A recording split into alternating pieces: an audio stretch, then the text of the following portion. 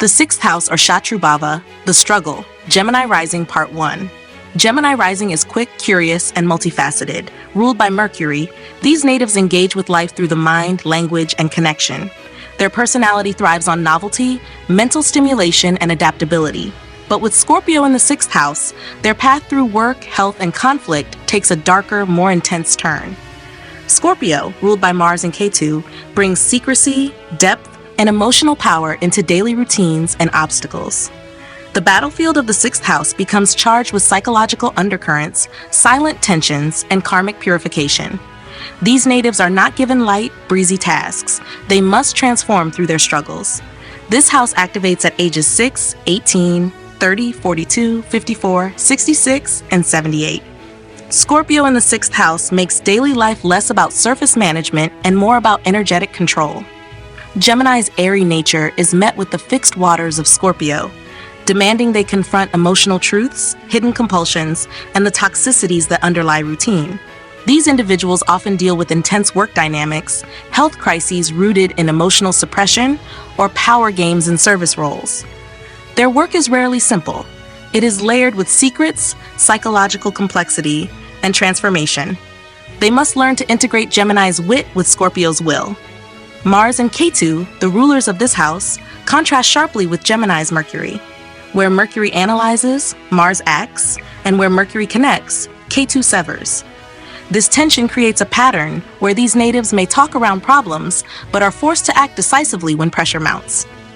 The challenge is not just about fixing daily problems, but shedding old ways of thinking, cutting through illusions, and developing emotional resilience. What seems like chaos is often a rite of passage for deeper self-mastery. This placement often sharpens their investigative abilities. They may become relentless researchers, skilled in diagnosis, psychological insight, or complex problem-solving. Their nervous system is finely tuned, often absorbing emotional undercurrents in the work environment. They are magnetized to roles that involve crisis navigation, secrecy, or energetic transformation. Healers, investigators, surgeons, counselors, or occult researchers. Yet they must beware of burnout, especially when their intellect becomes entangled with suppressed emotional pressure. Physiologically, Scorpio governs the excretory and reproductive systems, the body's hidden purging functions. Gemini risings with this placement may encounter stress-induced illnesses, digestive blockages, or psychosomatic symptoms when unresolved tensions accumulate. Healing must be detoxifying, both emotionally and physically. Deep tissue work, trauma therapy, or practices that help them confront and release inner toxicity are essential. True health for them is not about balance alone, it's about transformation. Emotionally, these individuals carry an undercurrent of control. They may appear lighthearted or clever, but within, they wrestle with perfectionism, fear of betrayal, or obsessive tendencies in work and relationships. Their emotional struggle is not loud, it's buried. They seek mastery over themselves, often through harsh self-discipline or by creating order from inner chaos. They must learn to befriend the unseen, to understand that not all darkness is danger. Some of it is where their deepest power lives. In childhood, they may have developed early anxieties around control, secrets, or family tension. At 18, they begin encountering environments, through academics or work, that challenge them to handle emotional complexity beneath mental sharpness. By 30, many step into roles that demand emotional courage, caregiving, reform, research, or recovery work. By 42, they often emerge more powerful than they imagined, not because life got easier, but because they stopped running from intensity. Their brilliance lies in how they transmute emotional depth into sharp intelligence. They are the quiet fixers, the deep divers, the ones who spot the pattern others miss. They shine in shadow work, not afraid to scrub what's festering in order to make something clean. They don't shine to entertain, they shine to purify. And in their sacred work of daily transformation, they turn wounds into wisdom and pressure into presence. The sixth house, or Bhava, the struggle, Gemini rising, part 2. When Mars and Saturn conjoin in the sixth house, discipline meets intensity on the battlefield of daily struggle. Mars asserts and initiates, Saturn regulates and restricts. For Gemini risings, with Scorpio ruling the sixth, this conjunction fuels ruthless efficiency, mental toughness, and a strategic approach to work and health. These natives thrive in crisis, confronting chaos with a sharp, structured will. When benefic, this yoga produces disciplined warriors, resilient, focused, and unstoppable in problem solving.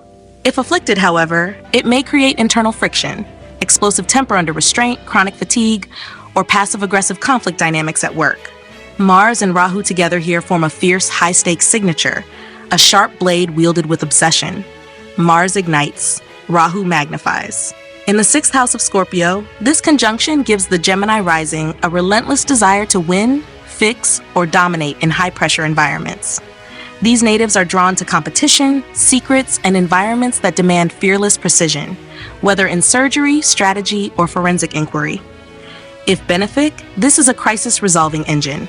If afflicted, it may result in volatility, overwork, or ethical compromise, cutting corners to win or engaging in toxic work battles without emotional regulation. Saturn and Rahu in conjunction generate a powerful but heavy struggle signature. Saturn imposes karmic rigor. Rahu craves unorthodox results. In Scorpio's domain, this manifests as obsession with control, fear of failure, or fixations on purity and power in daily life. For Gemini rising, this yoga may create a highly structured individual who builds systems from the shadows, intensely focused on rooting out dysfunction. When benefic, it supports mastery through adversity. When afflicted, it may result in paranoia, controlling tendencies, or recurring health crises that reflect unprocessed psychological patterns. Mars and Ketu in the 6th house bring a signature of surgical action and silent detachment. Mars cuts, Ketu withdraws. In Scorpio's intense terrain, this pairing allows the native to solve problems quickly, intuitively, and without emotional attachment. These individuals can act decisively under pressure, often excelling in medicine, crisis negotiation, or emergency planning.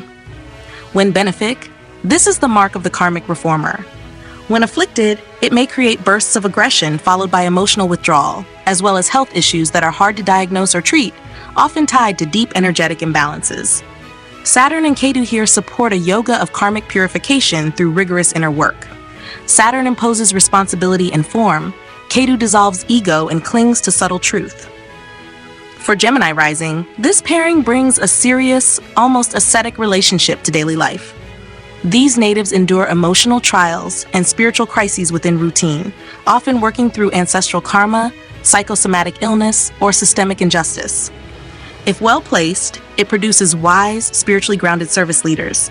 If afflicted, it may bring chronic fatigue, existential dissatisfaction, or an isolated path of service disconnected from emotional support. Mars and Mercury, Gemini's own ruler, when joined in Scorpio's 6th house, give a sharp, investigative mind and fierce problem-solving ability. Mars adds focus and drive, Mercury articulates and analyzes. Together, they create a warrior intellectual archetype. These natives dissect challenges with precision, often excelling in fields requiring calculation under stress. Technical diagnostics, surgical planning, military strategy, or crisis communication. When benefic, this is a signature of penetrating insight and fearless articulation. When afflicted, it can lead to verbal aggression, scattered effort, or obsessive looping on minor details. Saturn and Mercury together in the 6th house lend structure to thought, focus to communication, and gravity to routine. Saturn grounds Mercury's speed, encouraging deep learning and long-term application. Gemini rising benefits here by becoming a master of detail, someone who refines systems over time, making complex tasks look effortless. This pairing is especially strong for work in legal, archival, or therapeutic roles. If benefic, it supports verbal restraint and cognitive resilience. If afflicted, it may manifest as pessimism, perfectionism, or internalized criticism that poisons self-worth. Rahu and Mercury in conjunction bring mental brilliance with an edge of obsession. Rahu pushes boundaries, Mercury calculates and adapts. In the 6th house, this pairing fuels unconventional thinking and problem solving, brilliant strategists, digital analysts, or disruptive consultants. For Gemini rising, it enhances the shadow side of intellect, manipulation, over-calculating behavior, or emotionally detached logic. If benefic, this yoga can master complex networks, unspoken rules, and behind-the-scenes dynamics. If afflicted, it may lead to compulsive worry, obsessive thoughts, or sharp-tongued confrontations masked as analysis. For Gemini risings, Scorpio in the 6th house means struggle is never surface level. It is surgical, energetic, and karmic. These conjunctions shape how they respond. Some sharpen their sword, others deepen their silence. In all cases, the key is integration, channeling Gemini's mental speed into Scorpio's depth without losing control to fear, pressure, or compulsion. Their victory is not in escaping the wound, but in transforming through it. And when they do, their struggle becomes a sacred edge, one that cuts through illusion and reveals power beneath pain. The sixth house, or Shatru Bhava, the struggle, Libra rising, part 1. Libra rising is graceful, diplomatic, and relationship-oriented, ruled by Venus. These natives are attuned to aesthetics, fairness, and interpersonal harmony. Their personality radiates charm, tact, and a deep desire to create balance in their external world. But with Pisces ruling the sixth house, the zone of struggle, service, and health becomes emotionally nebulous, karmically charged, and spiritually porous. Pisces, ruled by Jupiter and co-ruled by Neptune from a modern lens, brings sensitivity, surrender, and dissolution into the realm of daily discipline. For Libra rising, this means that the graceful peacemaker must now enter a world of hidden suffering, undefined enemies, and routines that require both spiritual strength and emotional boundaries. This house activates at ages 6, 18, 30, 42, 54, 66, and 78. Pisces in the sixth house makes everyday life emotionally absorbent and subtly challenging. Libra seeks external harmony, but Pisces in the sixth house reveals that true service requires inner emotional equilibrium. These individuals are prone to taking on others' emotional burdens in the workplace or home, often without realizing it. Conflict doesn't arrive with a clear edge. It seeps in as confusion, guilt, or energetic overwhelm.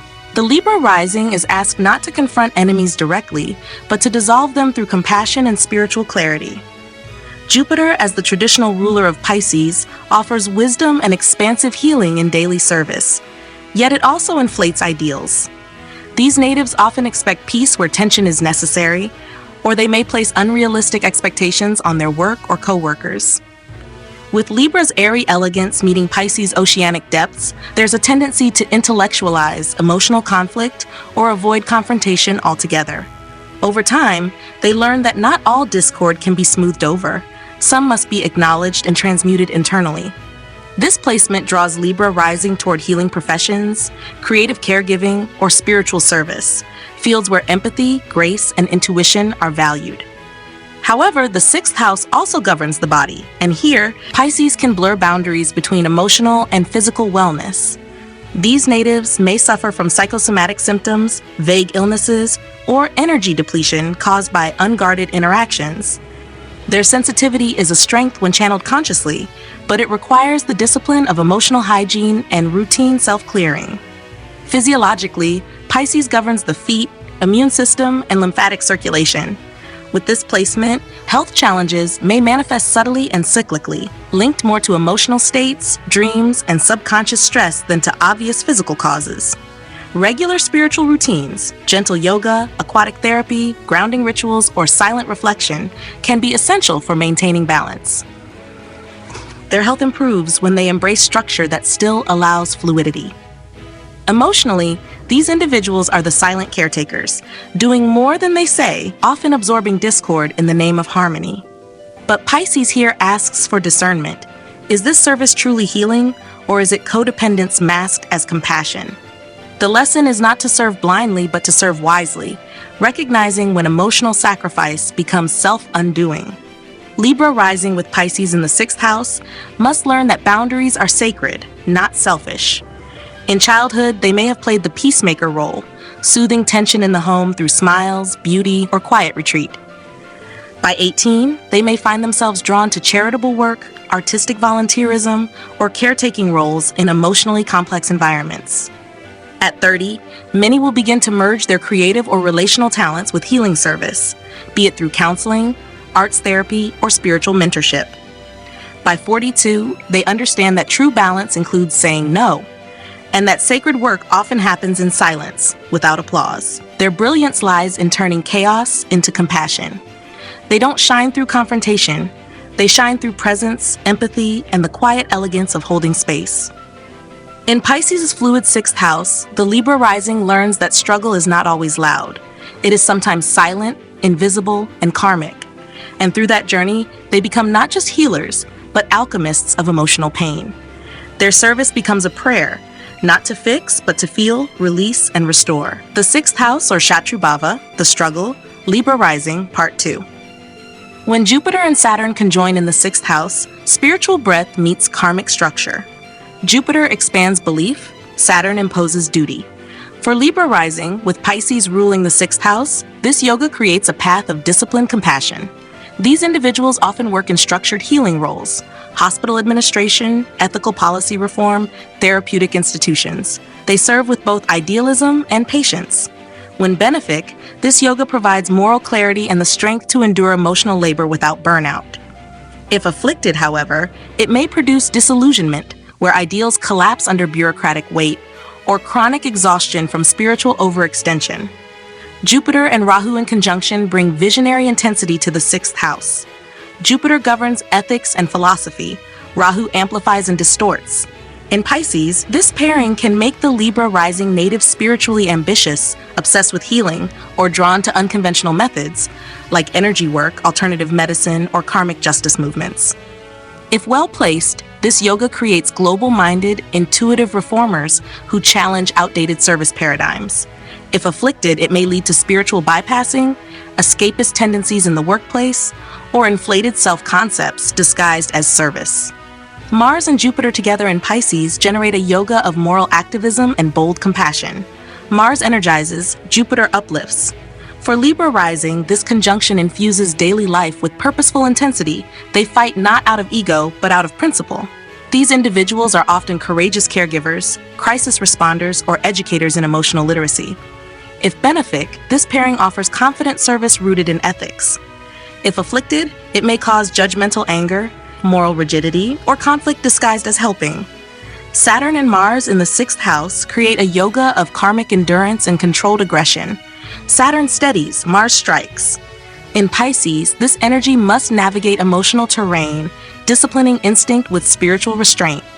Libra rising with this conjunction learns to engage conflict with clarity and patience.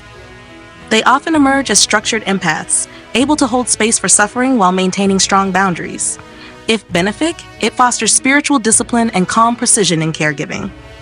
If afflicted, it can manifest as emotional suppression, inner rigidity, or resentment disguised as service. Mars and Rahu in the sixth activate fearless intervention. Mars acts, Rahu obsesses. In Pisces, this creates a hypercharged emotional warrior, one who often battles silently in the realm of energy, faith, or emotional repair. Libra rising with this pairing may be drawn to healing crises, karmic detox, or energetic cleansing. When benefic, it brings radical healing ability, psychological bravery, and transformative service. When afflicted, it can result in boundary violations, spiritual arrogance, or emotionally chaotic work environments. Saturn and Rahu together in Pisces create a yoga of spiritual karma, unfolding through structured suffering. Saturn teaches patience. Rahu intensifies detachment from convention.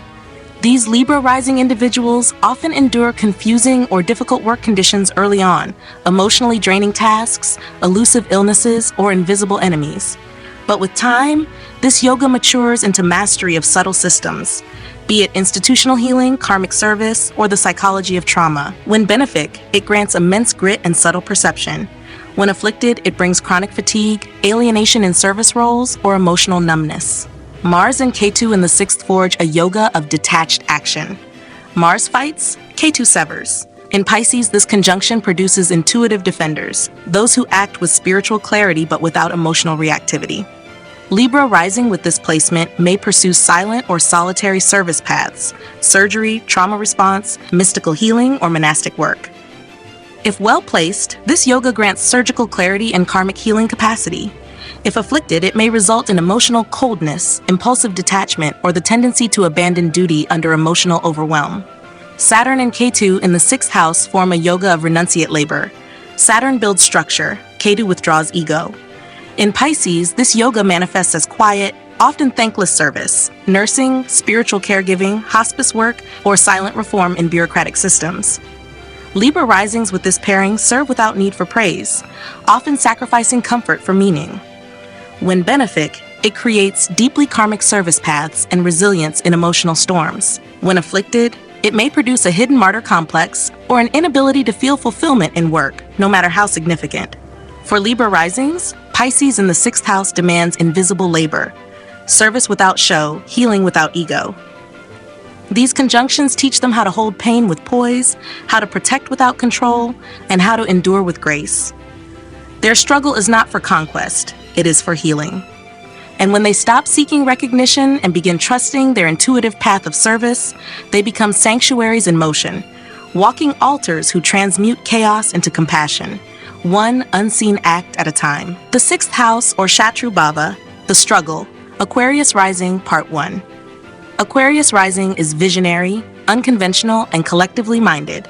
Ruled by Saturn and co-ruled by Rahu, these individuals are wired to think in systems, challenge tradition, and shape the future through detached intellect. They often carry a deep inner mission tied to reform, innovation, or humanitarian service. With Cancer in the 6th house, however, their zone of struggle is deeply emotional, domestic, and sensitive. Cancer, ruled by the moon, introduces themes of emotional labor, nurturing burdens, family dynamics, and cyclical patterns into the domain of health, work, and conflict. For Aquarius rising, whose nature is cerebral and boundary-aware, the 6th house becomes a space where feelings can no longer be theorized. They must be felt, held, and healed. This house activates at ages 6, 18, 30, 42, 54, 66, and 78. Cancer in the 6th house immerses the Aquarius rising into emotionally charged terrain. Their daily life is marked by the need to care, support, and emotionally absorb the struggles of others. They may find themselves in environments that are nurturing on the surface, but emotionally draining underneath.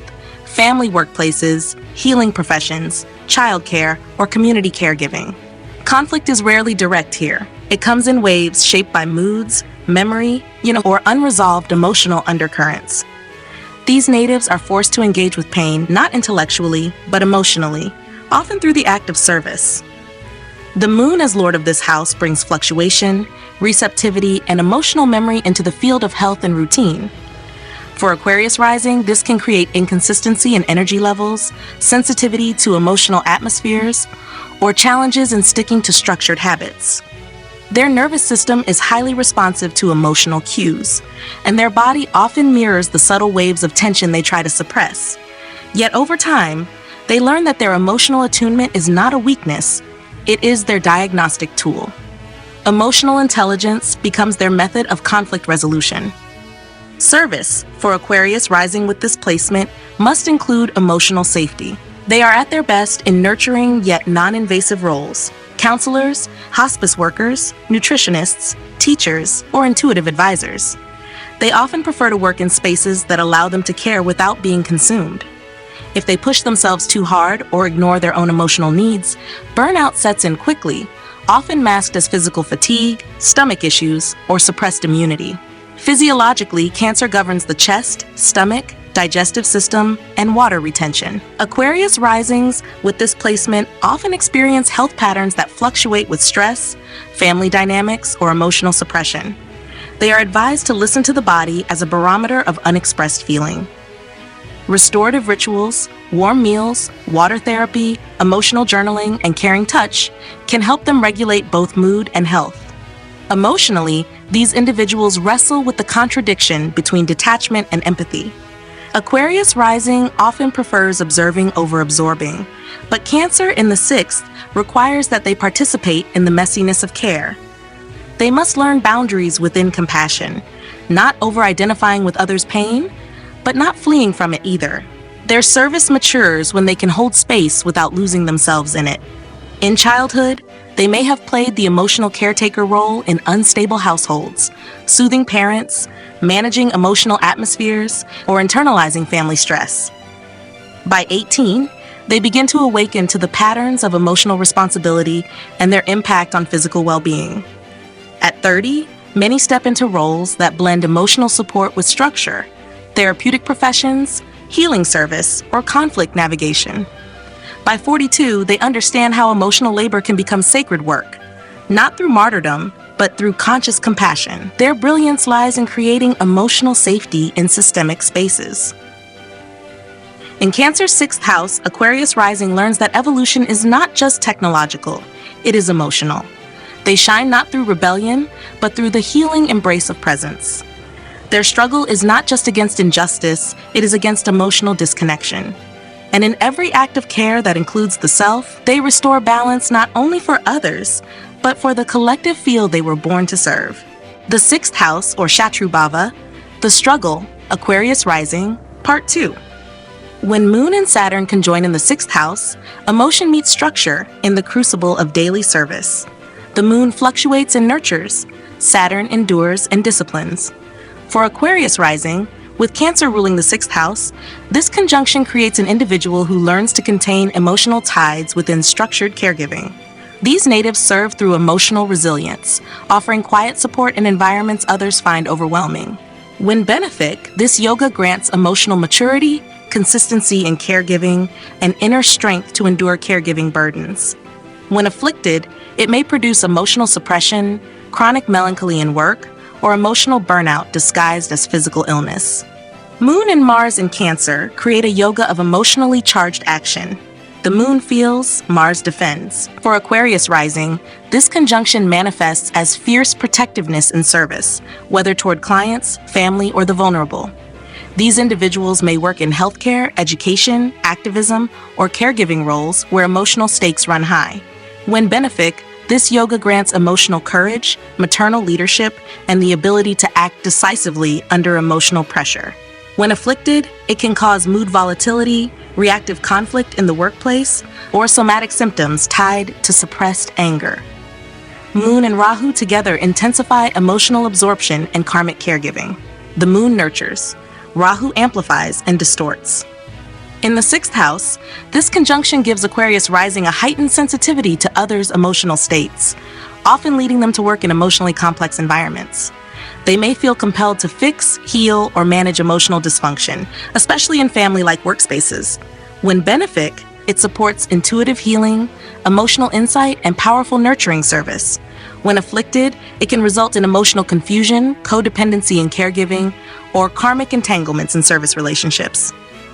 Saturn and Mars in the sixth house forge a battlefield of will versus responsibility. Saturn imposes restraint, Mars pushes forward. In Cancer, both planets are challenged. Saturn feels heavy and internalized, Mars becomes emotionally reactive. For Aquarius rising, this combination creates deep karmic labor through emotionally taxing work. If well placed, it fosters unwavering stamina, courage under emotional weight, and mastery of conflict through emotional self-regulation. If afflicted, it may lead to somatic tension, repressed rage, or a sense of duty without emotional fulfillment. Saturn and Rahu together in Cancer produce a yoga of karmic caregiving under emotional pressure. Saturn binds through structure, Rahu disrupts through obsession. For Aquarius rising, this conjunction often reflects a soul charged with reforming emotional systems within families, institutions, or communities. These individuals may feel weighed down by responsibility while striving to transform outdated care structures. When benefic, it grants karmic maturity, healing presence, and long-term reform through nurturing service. If afflicted, it may result in resentment toward caretaking roles, emotional alienation, or coldness in service masked as duty. Mars and Rahu in Cancer ignite emotionally reactive ambition. Mars attacks, Rahu distorts. For Aquarius rising, this conjunction can manifest as fierce emotional defensiveness in work environments. These natives may be drawn to crisis management, trauma work, or emotionally intense fields that require instinctive intervention. When benefic, this yoga provides passionate healing drive and emotional courage.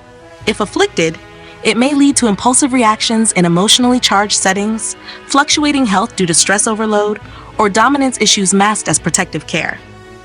Moon and Ketu in Cancer form a yoga of emotional detachment and karmic withdrawal. The Moon feels deeply, Ketu transcends form.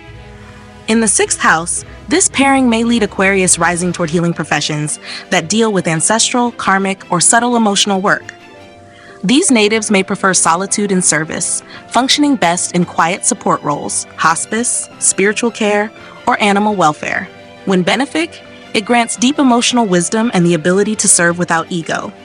When afflicted, it may cause emotional numbness, health issues tied to dissociation, or withdrawal from responsibilities due to subconscious overload. Saturn and Ketu together in the sixth house reflects silent endurance in karmic service. Saturn enforces obligation, Ketu removes attachment. Aquarius rising with this conjunction in Cancer may work tirelessly in emotionally difficult environments without seeking recognition. These individuals are often karmic healers, fulfilling past life debts through caregiving or emotional containment. When well placed, it provides detachment, humility, and inner peace in service. When afflicted, it may cause loneliness, emotional fatigue, or psychosomatic health patterns linked to unprocessed ancestral grief. For Aquarius risings, Cancer in the sixth house makes the battlefield of life emotional rather than strategic. These conjunctions reveal that their true strength lies not in avoiding emotion, but in holding it with grace. Their struggle is karmic, rooted in cycles of caregiving, emotional responsibility, and ancestral healing. But when they accept that service isn't about fixing, it's about presence, they become radiant nurturers of emotional reform. They heal not through brilliance alone, but through compassionate constancy. And in that steady, unseen labor of emotional care, they become vessels for collective healing.